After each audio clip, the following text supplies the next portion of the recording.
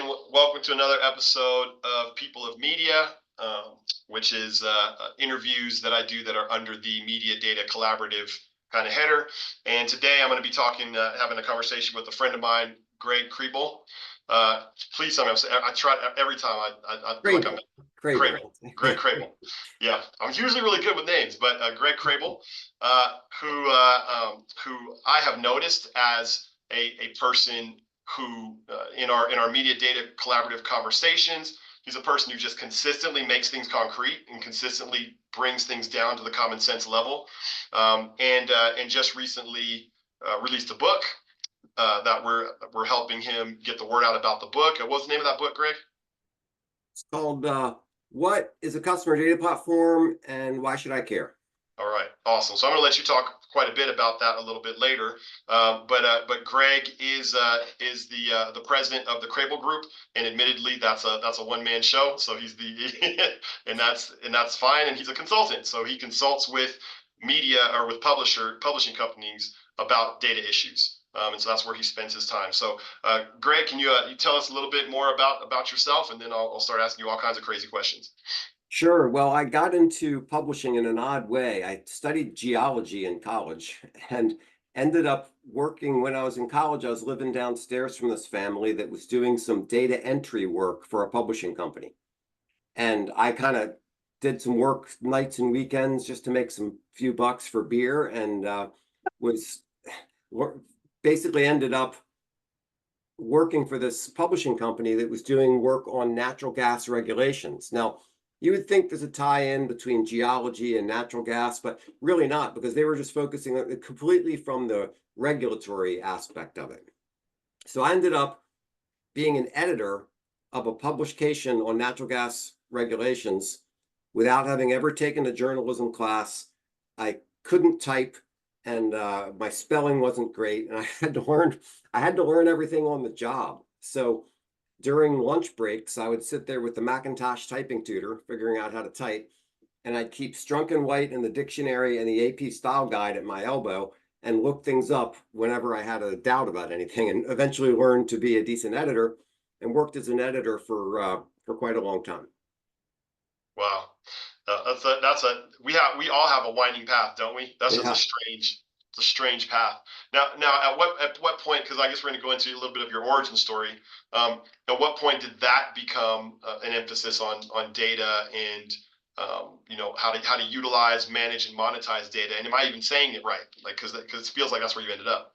Yeah. So my dad was a NASA engineer. My family was very science focused. I went to a science and technology high school. I studied science in college. So I always had kind of a science and tech attitude towards things. And that, when I was working at a publishing company, that meant whenever there was a data issue, it usually came to me. Mm-hmm. Whenever there was a question about, we have these files in this strange, Lotus Notes format. What are we going to do with that? That kind of stuff would come to me. So eventually that led me into being in charge of the internet publishing department when we were moving all of our publications from print to online. That was my job. So that got me involved in the technology side of things. Ended up working on, with content management systems and various other kinds of online databases to make the publishing work online.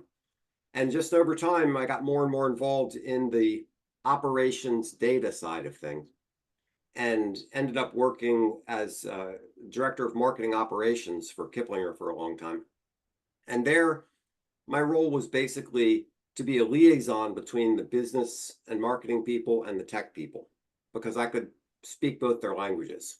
And there's a lot of miscommunications and misunderstandings between different departments. Editorial and marketing don't get along, and marketing and IT certainly don't get along very often. They're just different talents and different perspectives. So I was able to bridge that gap. I did a few seminars on how to get marketing and IT to cooperate and get along and get things done.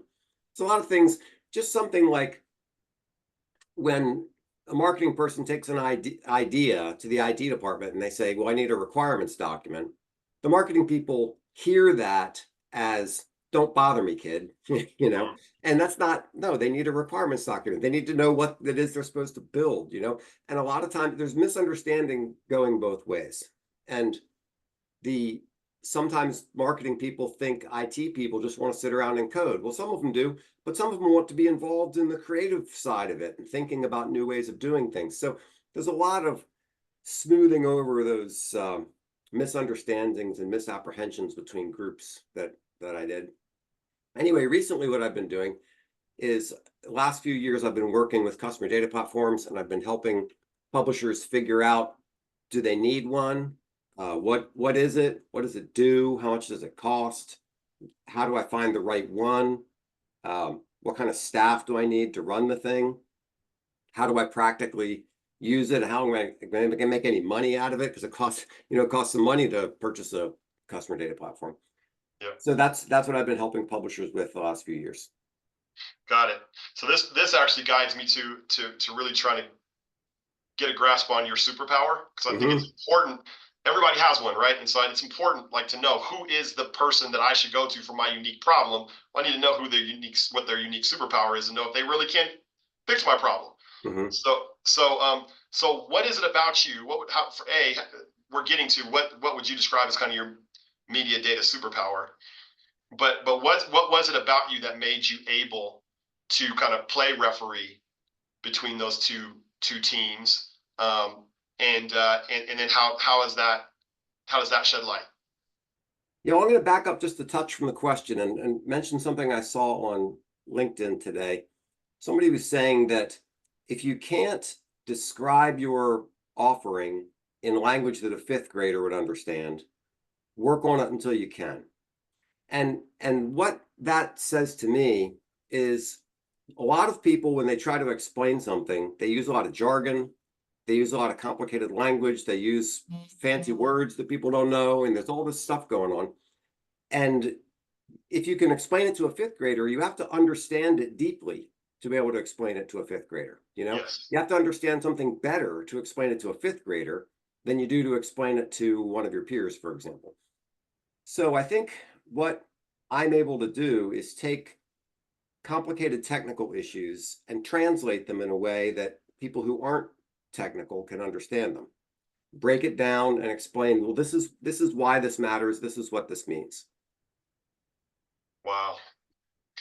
Yeah, that's so good. Einstein said, I think he has like a hierarchy of genius, and I think the highest order of genius in his scale was simplicity. To make Yes. it simple. Yeah. And that is part of why I'm interviewing you. I've seen you do this consistently, Mhm. so I can kind of, I mean, you don't need my validation, but I can definitely validate that from my perspective, that I've seen that that's how you think. You take complex things like CDP, customer data platform. That's a complex idea, Right. and start to show people, explain it like a fifth grader, which is harder. I love what you just said. It's harder to explain it to a fifth grader than it is to explain it to a peer. You have to know more to be able to make it simple than you do to keep it complex and in the clouds with people that speak your same jargon. Yeah, and the truth of the matter is, if you can't if you can't explain it simply, you probably don't really understand it yourself. You just Dang. think you do. You're just using jargon. And if you can't break down that jargon into simple words and simple concepts, then you don't really understand what it is you're saying. Yeah. That I'm gonna write that one down. Because that does inspire me, right? Like that's the practice that I need to do, right? Like, how well do I know this, and can I prove it? Can I prove Hmm. it by being able to say it very simply? Caleb, I love that, man. You and I probably need to talk about that later. Caleb's on the call as well, so Caleb, say hi to everybody. I don't know if they've seen you yet. Hello, hello. Oh, Caleb. Make us look good, man. Uh, all right, so just to retell a little bit, so you would say that your superpower at its core has to do with being able to make complex ideas simple and accessible to people. Is that Yeah, and that that's phrase? yes, and now that I think about it, that's really what I was doing when I was working as an editor on Mm, those natural gas publications. I was reading regulations from the Federal Energy Regulatory Commission and trying to trying to explain them in a newsletter. So it's the same idea. You take some complicated thing and you try to break it down and say what's important, what's not important, how do you make this make sense to somebody? Yeah. So yeah, that's what I do. And then also that applies to learning a new thing. You know, you have some new system. Some company has this system that they're using. You never worked with it before, but you have to get in there and figure out what does it do? How does it work? You know, what are the assumptions behind the system and figure out how to work in there. Remember one time I was over at my mom's house and I was fixing something around the house, a doorknob or something. And she said, how did you learn to do these things? Or, you know, did dad teach you how to do these things? No, he didn't. What dad would do is he would give me some sort of broad parameters and then he would say, go do it, you know, and you kind of figure it out as you go along. You know, he says the belt on the dryer broke this morning. Yeah. The Sears store is up New Hampshire Avenue. Go get the right part and fix it. You're going to need these tools. And just, you know, throw you in there and say, figure it out. And that's, you know, that's a good way of teaching. That's a good way of helping somebody understand. Tell them enough and then make them exercise their own creativity and problem solving and everything else to get in there and figure out how to do it. Have you identified that as like an intentional parenting mechanism on the part of your dad, or was it just, hey, I need somebody to get this thing fixed and I don't have time to tell you like the details? Like which would you say? Well, it's hard. It's sometimes hard to know whether someone is doing it sort of intuitively Yeah. or whether they're doing it because they thought it out that way.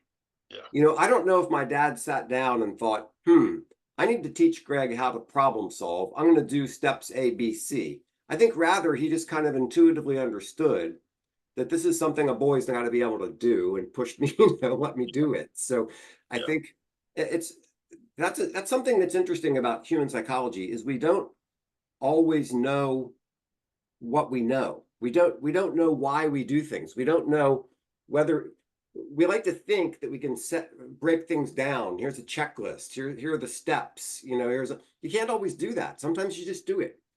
I was watching a football play over the weekend, and this guy was saying this is the most brilliant defensive move he's ever seen, and he was showing how this guy figured out the situation with the line, understood what was going on this fake punt, and was in exactly the right place at the right time. And that guy didn't like run through a checklist in his head. He just intuitively understood this is where I've got to be, what I've got to do. Yeah. No, that's good. I think it highlights two things. One, I mean, I think that is so true. There is a lot of genius that's intuitive. Mm-hmm. I also think that's why it's important to name things. Because when we can identify things like that and begin to name them, we can do more. It's harder to do more when it's intuition and gut. Yes. And to double down on a thing. So that's a big part of my life story is just like learning the importance of naming things so that you can put a handle on the basket to hold it. Yeah. And then put it different places and then start to proliferate that thing that's so precious. That's interesting. Yeah, that idea of naming something is kind of like getting back to what we were saying earlier about explaining it to a fifth grader. You know, it's part of the process of understanding, okay, do I want this word or that word? You know, how do I, or if you take a complicated process, maybe you do it all the time. Now you've got to sit down and mark out the steps, you know, to train somebody else. That's when you really are thinking it through. Yep, exactly. I mean, yeah, 100%.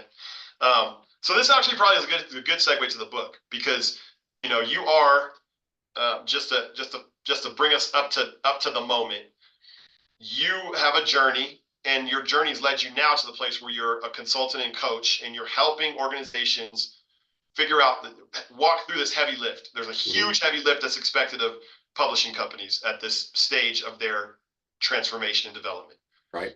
What's expected is that they understand these complex ideas of data and business models and revenue as it relates to data and what even assets they even have. Right.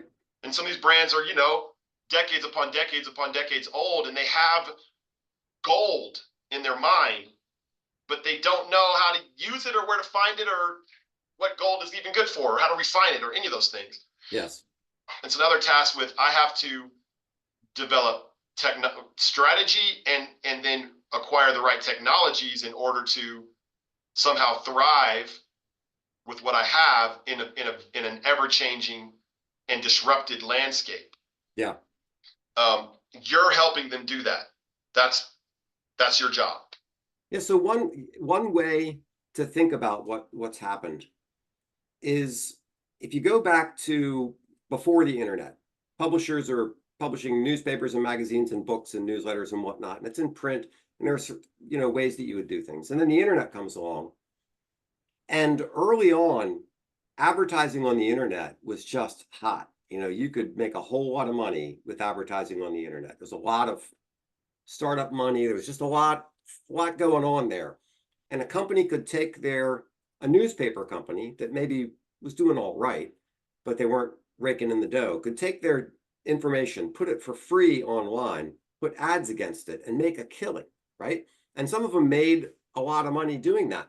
But what they did a lot of things. There were a lot of components of what's going on there. And I could talk about the copyright implications and the other things about that. But the thing that I want to focus on right now is they outsourced the information side of it to some extent.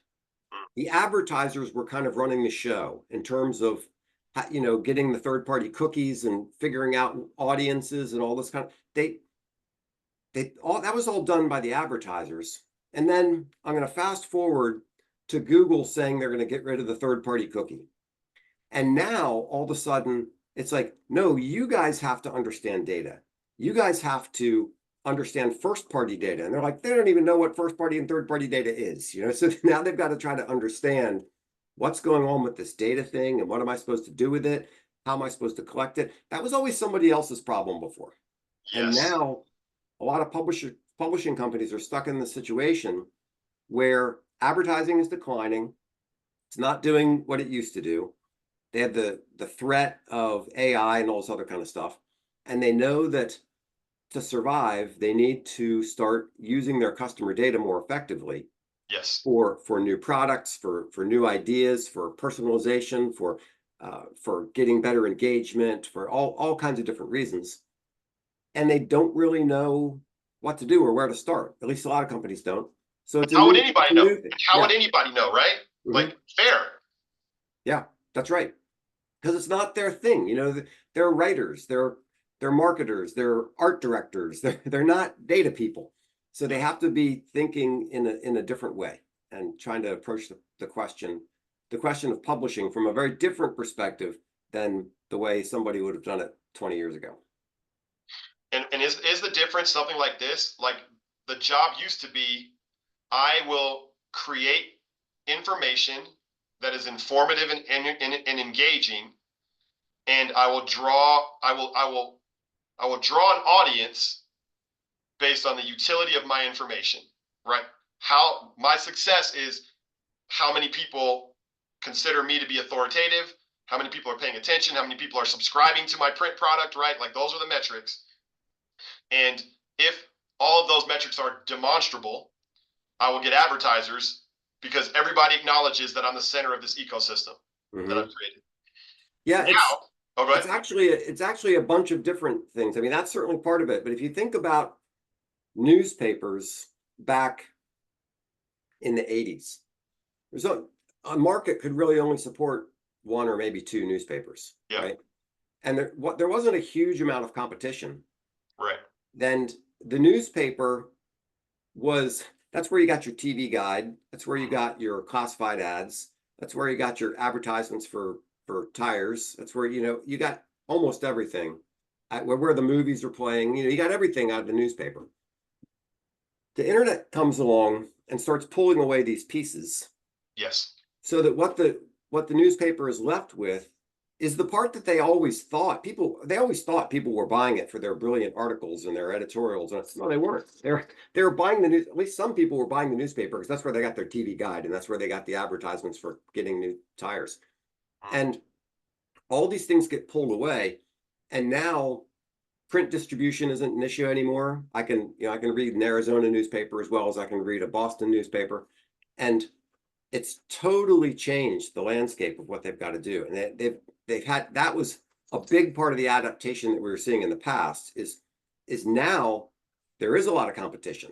Now your editorial has to stand on its own. It's not just the brilliant editors at XYZ newspaper have decided to put this art. It's no, that editorial writer, that commentator, that news guy, he's got to be something on his own. He might have his own Substack, right? A lot of people have left traditional publishing and they've gone off and they just write as an independent creator. Yeah. So it's amazing the types of transformations that have happened. Yes. But even in that model, right, like the older model, legacy model, it's like the point was be a hub where people come, and it doesn't necessarily matter what you know about them, as long as you're seen as a place where people come. Yeah.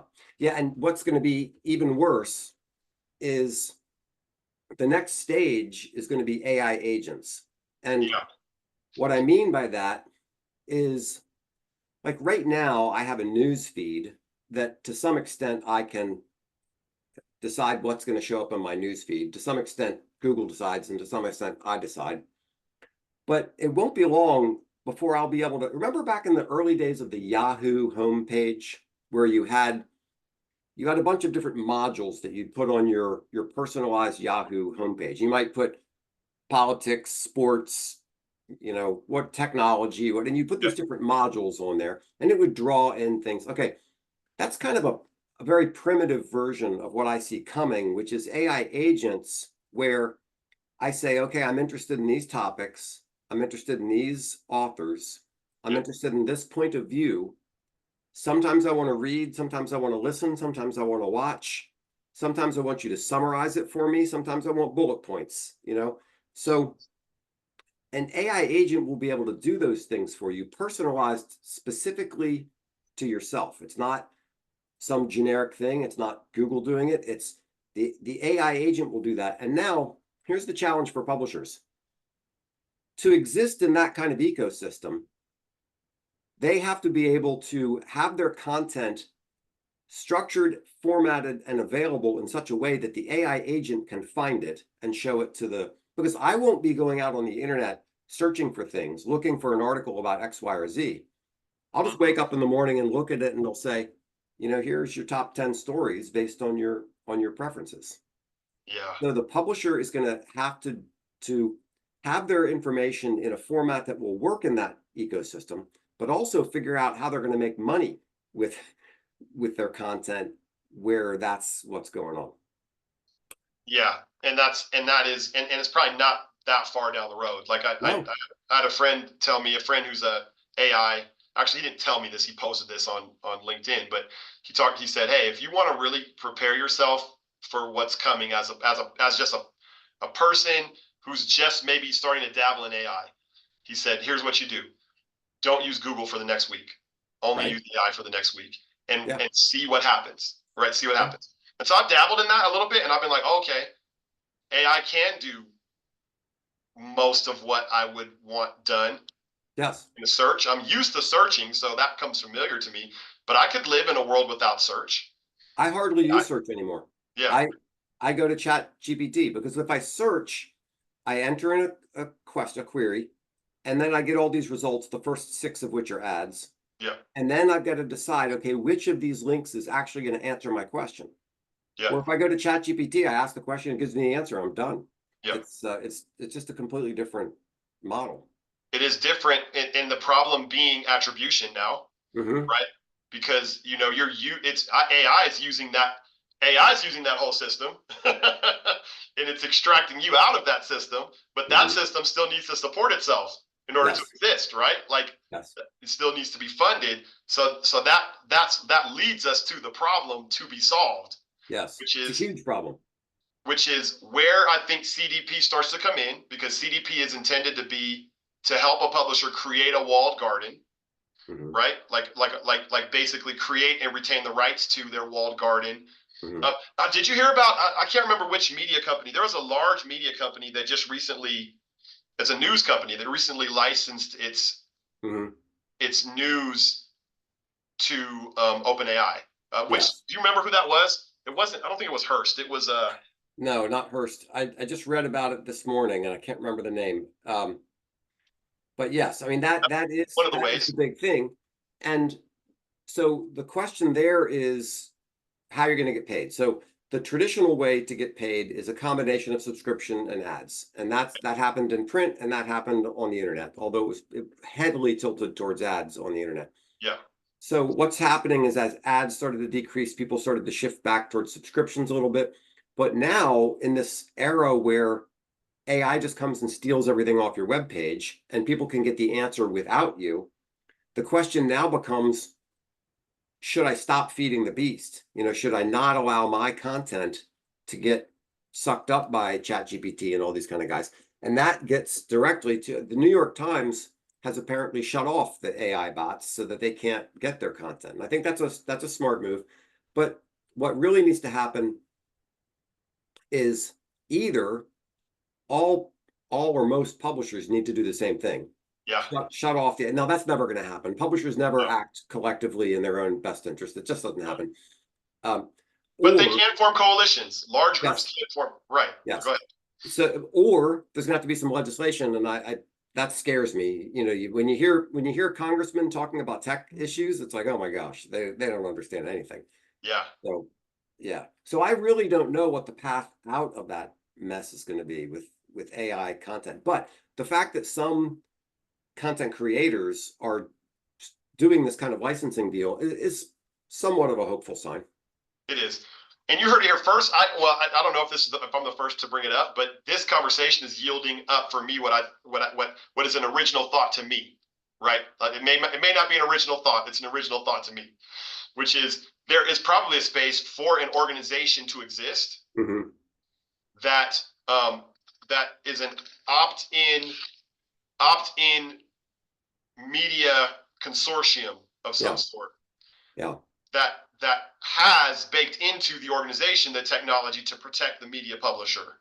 Yeah. So my friend Paul Gerbino runs a group called Content Licensing International, and that's the sort of thing. It's kind of in their wheelhouse. That's the sort of thing where they work with publishers to figure out how they're going to license their content. So the way I envision these AI agents working at some point in the future is the AI agent will say, okay, what's my budget for this month for getting the content that you want to consume? And I'll say, okay, you got $30 per month. And then the AI agent will go out to different sites and say, okay, if this one is really spot on what Greg wants to read, the AI agent will negotiate with the computer on the other side, buy the article for $1 and put it in my feed. So there's going to have to be this situation where the content management system on the publisher's side is going to have built-in licensing agreements that can communicate not just with consumers. I'm not going to be the one going to the website and saying, yeah, I'll pay $1 for this. It'll be my AI agent going to the website and saying, I want to pay $1 for this. Wow, man. And how far out do you think this is? Are we talking years? A year. Yeah. I mean, I don't know. It could be built in a month if somebody wanted to. It's definitely going to happen. And the pieces are there. The publishers are going to be the slow part of it, of course. Yeah. In terms of having their content tagged and structured and having all the payment arrangements set up so that that can work. But what's going to happen in the meantime is big tech is just going to steal all the information that they can 100%. until somebody stops them. Yeah. 100%. And nobody's inclined to stop them right now. Right, because stopping them is death in a sense, right? Because it reminds me of what they did, that legislation they passed in Canada, where they basically told Facebook, you need to start paying people, and they levied an amount. Yeah, and Facebook said, fine, we don't need you. Facebook said, we don't need you. That's right. Y'all can't have links in Facebook anymore. Yeah, and the publishers were absolutely outraged. Because now their traffic is vastly diminished because of this legislation that was supposed to help them. Yes. But what it did was it actually hurt them. Yes. And so like that's the kind of thing that's now possible. Yeah. Have you heard of Gall's law? Mm-mm. Gall's law says that a complicated system cannot be built from scratch. It has to be built on top of a simpler system that works. Whoa, Okay. So whoa, say that again, just a minute. Slow yeah, down. Say that one more time. Okay. yeah. So Gall's law says that you cannot build a complicated system from scratch. It'll never work. You can only build a complicated system by starting with a simple system that works, then use real world experience to build on it and make it bigger and more complicated. So it And the must be an problem, iteration.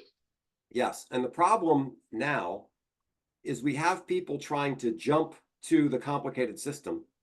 You know, you have Yeah. all these geniuses sitting around in a room and trying to figure out what it's going to be, and they're going to build this thing. It doesn't work that way. You have to have something simple that works, and then over time they refine it and they make it work. The problem is we don't even have a simple thing that works right now. Right. We don't have anything like what we're going to need for a couple of years from now. Nothing even remotely like it.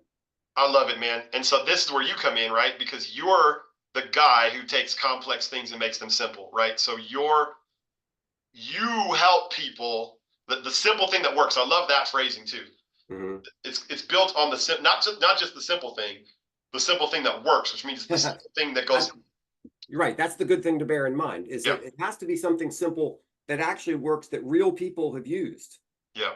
You know, because you can have a now there are sometimes somebody who's really a genius and can design something that people work, you know, they'll like Apple has done that a couple times Yeah. where they just come up with a design and it actually works, which is pretty amazing. I mean, these guys are geniuses for being able Yeah. to do that. But generally speaking, if you try to and I'm sure they had a lot of user testing. I'm sure they did a Yep. lot of, you know, Yep. having which design do you like better? You know, how do Right. you understand this? Do you understand that you turn this thing this way, right? So there's going to be have to be a lot of that. Now, what we're talking about with the AI agents and all that doesn't tie directly into customer data platforms because it it ties more into the content management side of things. Okay.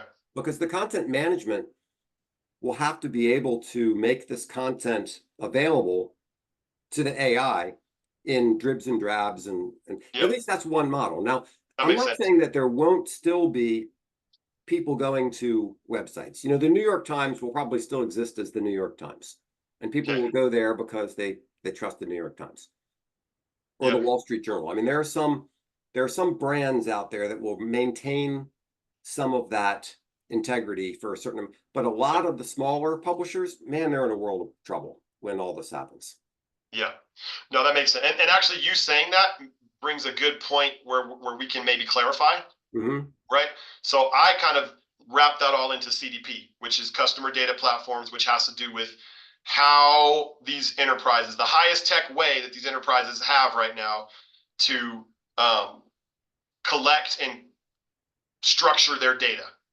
Yeah, so actually, why don't we just take a minute and talk about a CDP, what it is and what it does? Sure. Yeah, Sure. so a customer data platform, most organizations have customer data in various places, right? Yes. They have their email service provider that has information on, you know, people's email addresses, but which emails they're subscribed to, which ones they open, which ones they click. There's a lot of data in the ESP, right? Then they have their fulfillment house. If they have a print publication, for example, then they have a fulfillment house that sends out their magazines or their newsletters or whatever it is. Then they have their online credentialing system when people log in to when they create an account, when they log into the site. Then they might have a sales funnel, a sales process. They might have Salesforce or something like that, where they have a bunch of data about customers there. So the idea behind a customer data platform is you're taking all these different sources of information, bringing them into the customer data platform to make a unified perspective on the customer so that I find out, okay, this person is a magazine subscriber, but they also subscribe to this e-newsletter, and they also are a CEO at a company that we're trying to sell on X, Y, or Z. Okay. So it brings all that information together in a way that you can organize it, you can structure it, and also you can segment it. You can say, I want to make certain audiences out of my data. I want to segment this data. I want to target this group of people differently than this other group of people. Yep. Just this morning, I was thinking about A/B tests. You know, you want to find out which is the better headline. Okay. Now, Google used to have this tool for doing that. I'm not sure they still do. It's a great tool. It allowed you to take a page and try different headlines, different text, different images, and it would tell you which one works better. Well, that's great. But what about this problem? What if one headline works better for one group of people and another headline works better for another group of people, where you have to segment the people by, industry or by job Wow. description or by whatever else? That's the kind of thing that a customer data platform can help you with, because it allows you to take out different groups Yep. and say, these are the people who are my best customers. These are my medium customers. These are the drive-bys, and then treat them all appropriately. So that's a quick overview of what a customer data platform is and what it does. So would you call that, you said unified perspective? Would you say it's synonymous with golden record? Yeah, that's the same idea. The 360 view, the golden record, the unified customer record, which, by the way, I frequently criticize. I've had some articles on the Martech site saying that it's kind of a myth to say that you can get a 360 record. And what I mean by that is you can get most of the way there. You're never going to get all your customer data in one golden record. Yeah, I mean, you should try. You should do your best to try to do it, but you never really get it all there. It doesn't happen. Right, but you get enough where it's yes. The difference between that and the ideal is immaterial, right? Exactly. Perfect is the enemy of done. And if you good enough is good enough. So trying to aim towards the 360 view, the complete customer record, that's what you want to do. And that's a big part of the future of revenue strategy for these companies, but it's different. So I just want to keep pointing out. So there's a problem here. One problem is publisher, you're going to have a walled garden, and you're going to have a way of determining who gets access to your content and who doesn't, to make sure that there's something negotiating on your behalf. Yes. To ensure you get paid, or you will just get taken advantage of, right? Yes.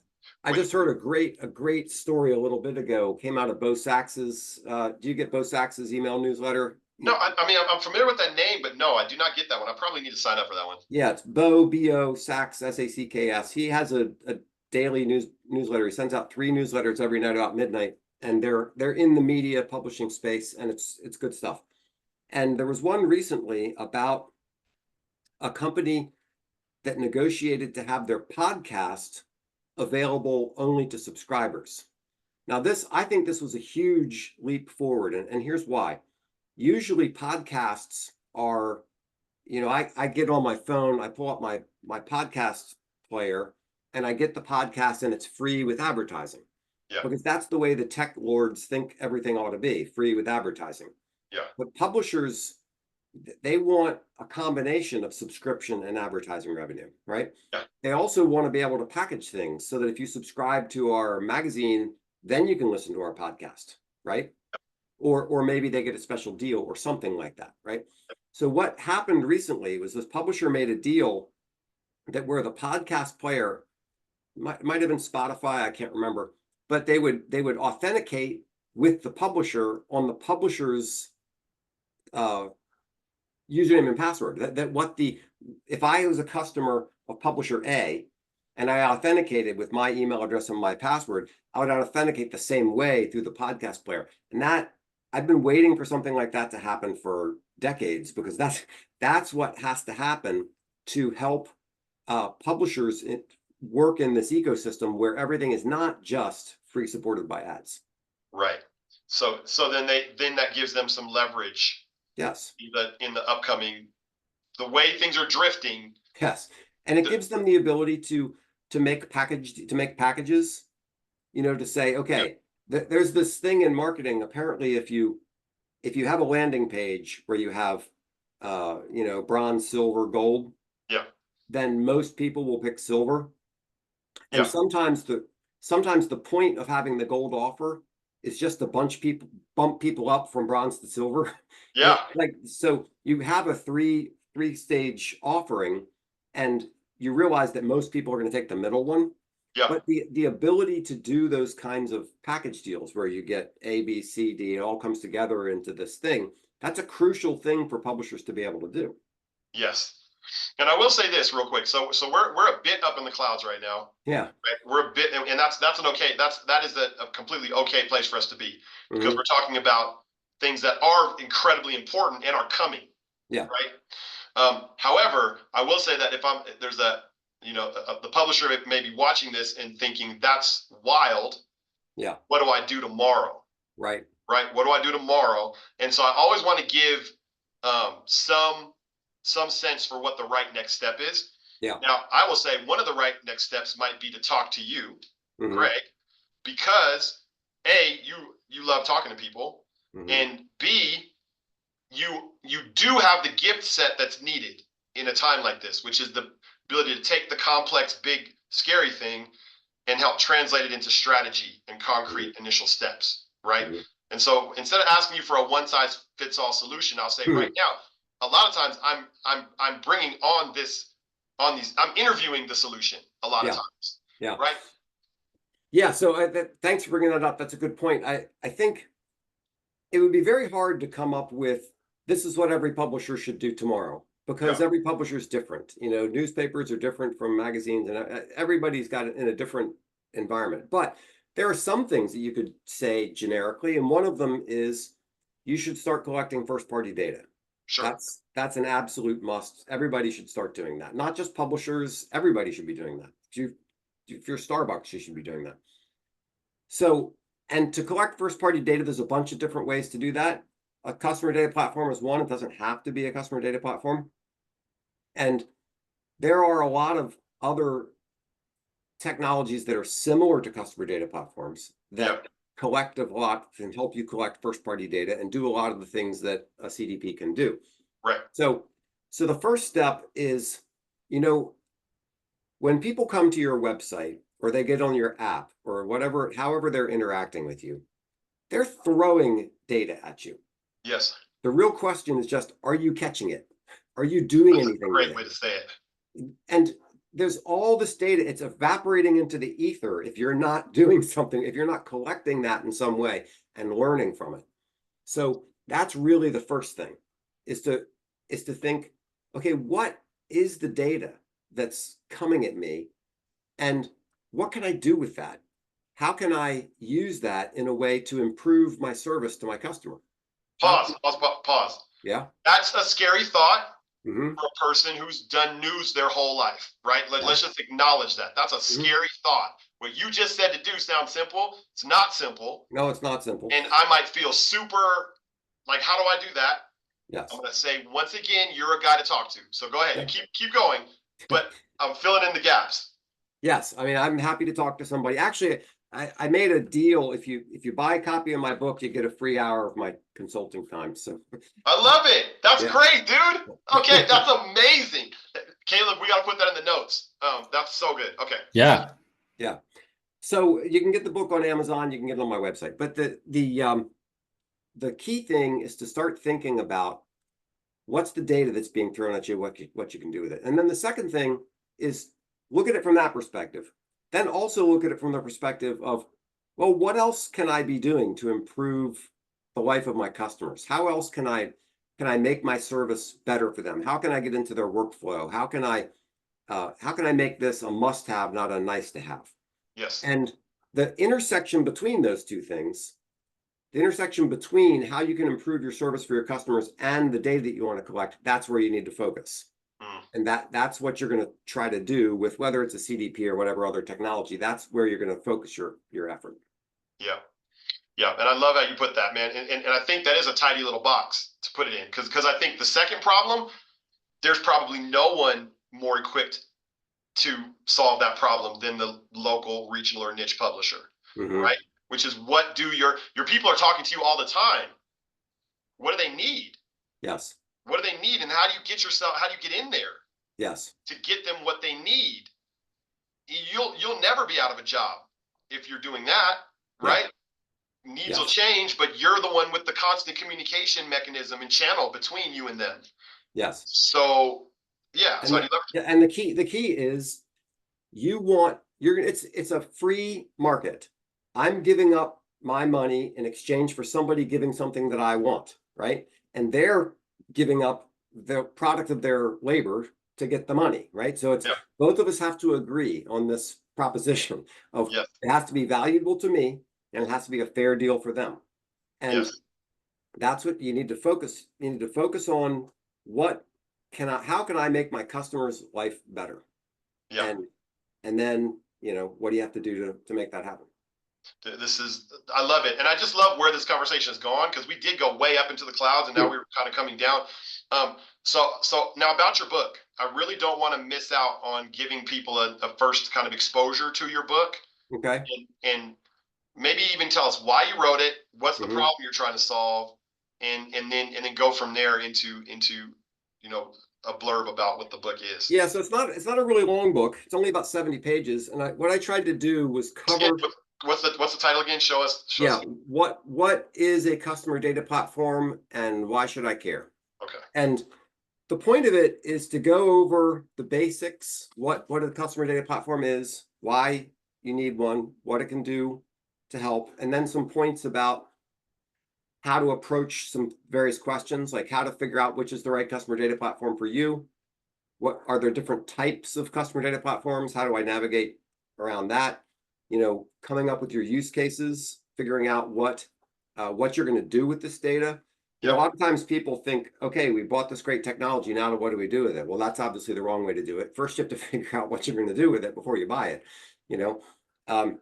Apparently there are a lot of people who get a customer data platform and a year later they haven't done anything with it and they're just spending this money and they haven't gotten any benefit. And you got to solve that up front. You got to say, these are the ways we're going to get value out of this platform, and then make that very clear throughout the whole purchase process that we need to get value in these 5 areas, and you CDP company need to work with me that I can make that happen in the first year of having your service. Dude, amen. So, yeah. So that's what it's about. And I could have made the book 300 pages long. There's so many things so many little areas you can dive into. There's so many little side notes and details and things, but I wanted to give a relatively straightforward introduction to the concept and make it an easy, quick read. And then, the other thing is I could write 300 pages, but it'd still only be 70 pages that apply to any individual company. Yeah. Because they're all different. Everybody's going to have a different approach, and they're going to need this and not that. So the best thing, buy the book and then give me a call and we can talk it through. I love it. And I think some of what you're doing with the book is what you stated as your superpower, right? Mhm. The superpower is the ability to take complex things and make them simple. And then the Mhm. way you described that was, hey, you really know something well if you can explain it to a 5th grader. And Right. our publishers, are not 5th graders, No.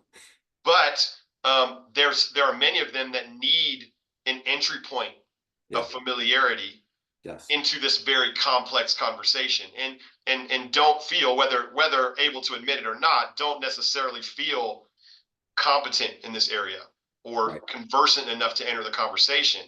Right. And that's who you're talking to, right? Yes. Like people that need a platform onto the bus, or step onto the bus, so to speak. Yes. And a lot of times it's kind of like when I go to a conference, I rarely hear something that I haven't heard before.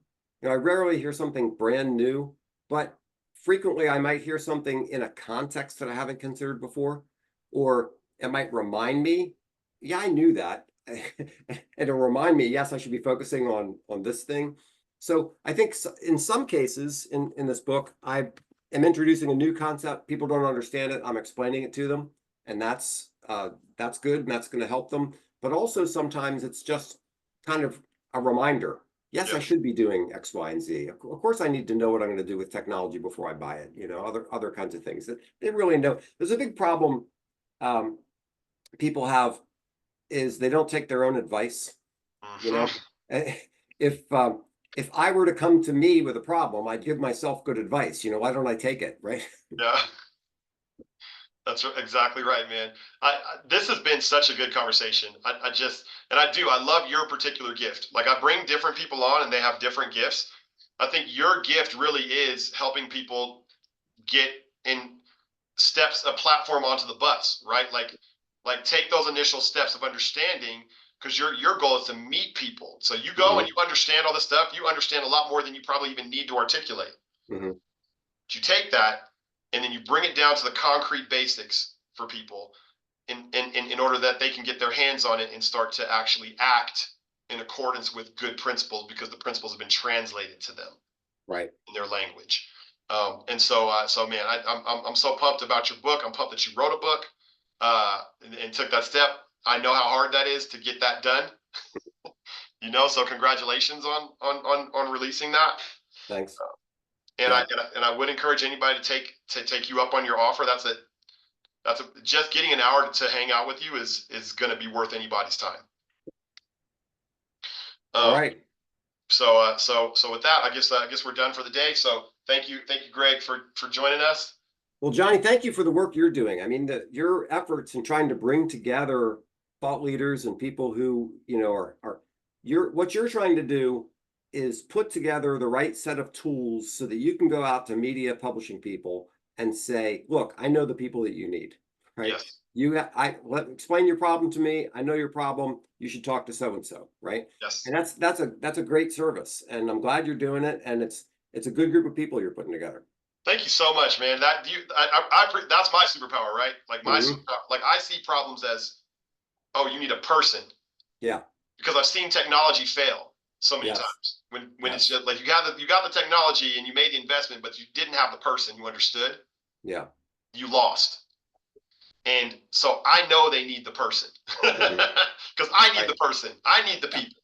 Yeah. So thank you for that, man. I appreciate you pointing that out, man. And like I said, I look forward to many collaborations with you in the future. So once again, thank you for joining us. All right. Thanks.